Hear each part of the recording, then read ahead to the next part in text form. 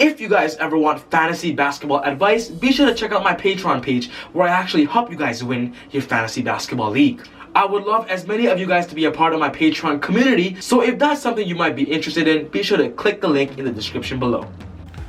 So in this video, we're going to be going over the Week 6 Fantasy Basketball update, and I'm going to be giving you guys the best potential advice possible for this upcoming week.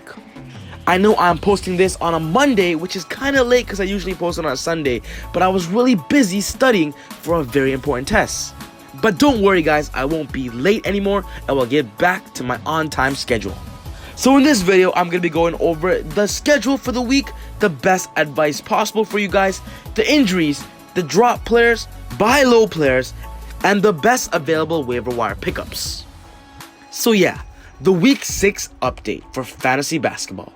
So yeah, what's going on guys? Welcome back to a very special episode of ezBUCKETz. If you love basketball, you are in the right place, and make sure to hit that subscribe button to not miss any of my upcoming videos just like this.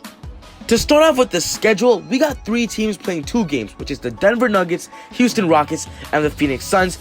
We got the Chicago Bulls, Cleveland, the Dallas Mavericks, the Timberwolves, the Pelicans, the Knicks, Portland Trailblazers, and Sacramento Kings playing 3 games, and every other team playing 4 games. That is the good news. Most of the teams this week are playing 4 games, which is great for fantasy owners. Moving over to a special tip that I want to give you guys, just in case if you're playing somebody that has Los Angeles Clippers, they have a back-to-back set on Tuesday and Wednesday, which is very crucial. And for this week, we have a lot of teams playing a lot of games on the same day, which means you're going to have to make some tough decisions when setting your lineup. On Monday, we got a full roster. On Wednesday, we got a full roster. On Friday, we have a full roster. And also on Sunday. So when you're setting your lineups, make sure you guys actually check the lineup and don't just click start all active rosters.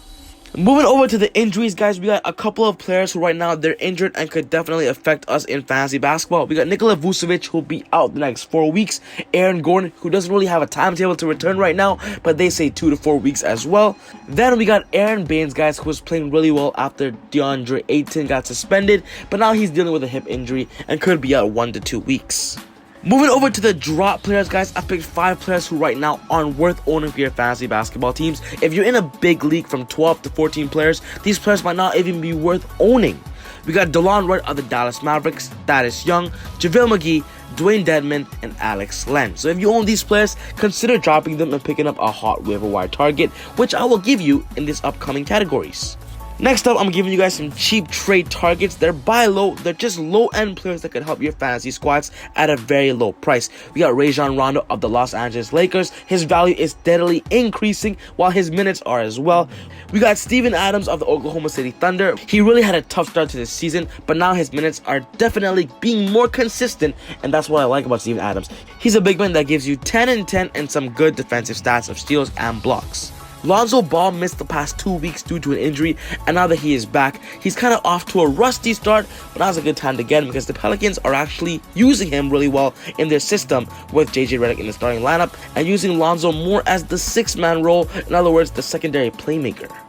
Isaiah Thomas is also a great buy low target because right now he is the starting point guard but hasn't really been adjusted to the Bradley Beal and Washington Wizards system. But once he keeps playing with them, he'll get more comfortable and get more comfortable shooting and also playmaking.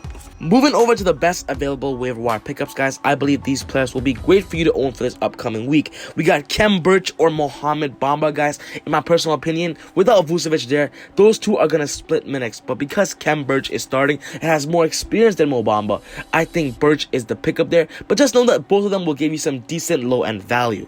We got DeAndre Hunter of the Atlanta Hawks, guys. The Hawks are losing, and their coach is definitely finally letting him loose to become their future small forward for that squad. Tim Hardaway Jr. has moved from the bench role into the starting shooting guard role to play alongside Luka Doncic in that starting lineup. He's becoming more effective, and if he's available, he's my favorite target for this week. Davis Bertans of the Washington Wizards, their starting power forward, and also their gunner, their pick and popper, the player that can shoot the 3 on a reliable, heavy source of opportunity. Davis Bertans is getting all the shots he can get with Bradley Beal and IT running the ball. Thomas Satoransky, a low-end point guard that gives you some decent points, rebounds, and assists at such a low value. And in 12 or more team leagues, he could be available on your waiver wire for very cheap. Rodney Hood is a decent target if you need scoring and 3-pointers off the waiver wire. He is the starting small forward of the Portland Trailblazers, and with them losing, they're going to need players and role players like Rodney Hood to step up and score. That's why I believe he could be a 10 to 13 point player a game. So in deep leagues, Rodney Hood is good for you. So yeah guys, that basically wraps up my week 6 fantasy basketball update. If you liked the video, be sure to smash that thumbs up button, guys. But what's most important about my fantasy basketball community is I want you guys to talk to each other.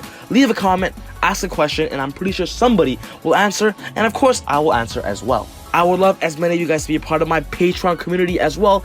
And if you want personal fantasy basketball advice where you text me personally and ask me any questions about trades and your fantasy basketball team, be sure to check the link in the description below.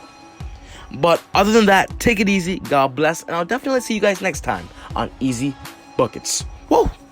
Ay, look at that boy, huh? Cooking up joints, like, run at the school, huh? Like, you already know, never got help, so did it myself, doing so well, I bet you can't tell that I've been running, like this my dance, yeah.